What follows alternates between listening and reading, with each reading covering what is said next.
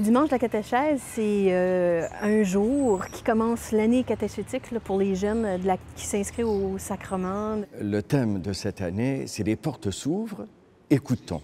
Alors, il faut se mettre à l'écoute de la parole pour s'engager ensuite en Église et vivre vraiment notre foi comme des personnes responsables de la foi à l'intérieur de la communauté et de notre Église. Moi, je suis une simple maman qui a le goût de transmettre tout l'amour de Dieu aux enfants, leur faire découvrir. Le rôle des parents, alors ils sont les premiers répondants de la foi de leurs enfants. Alors, ils jouent le rôle principal.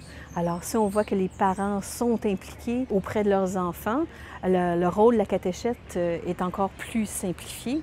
Toutes les familles ne se sentent pas toujours très concernées parce qu'eux-mêmes ne vivent pas leur foi ou n'ont pas une foi, je dirais, qui veut se transmettre, ils confient à d'autres.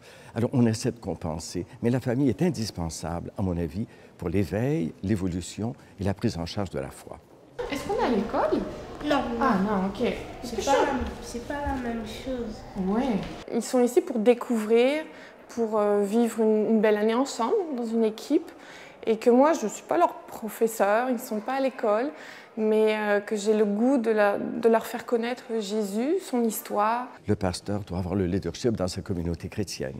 Donc l'éducation de la foi des enfants fait partie de l'ensemble, l'éducation de la foi des adultes. Donc on essaie de faire une catéchèse de toutes les générations. Il y a des hauts et des bas à travers l'année, se lever parfois de bonheur comme ça, soit la fin de semaine, on a peut-être moins le goût. Pour ma part, j'essaie de le faire le plus possible dans la joie, qu'ils soient premièrement contents de venir. Quelquefois, et souvent même, il y a des enfants qui rapportent à la maison ce qu'ils ont vu, les parents s'intéressent, les questionnent, les écoutent. Et alors à ce moment-là, on voit que l'intégration se fait beaucoup mieux. On se rend compte que le nombre d'enfants que l'on a inscrits à la catéchèse est moins nombreux. Le défi, c'est de rejoindre et de sensibiliser les parents. On fait baptiser, puis après, on pense qu'on va recevoir les autres sacrements et que tout est dit. Ça devient assez superficiel et je dirais que la foi ne passe pas. J'insiste sur le fait que Jésus est leur ami, quoi qu'il arrive, et que c'est le plus grand ami qu'ils puissent avoir et qui sera toujours là. C'est vrai, ça je le répète souvent, pour que ça leur reste et puis qu'ils aient envie d'aller plus loin.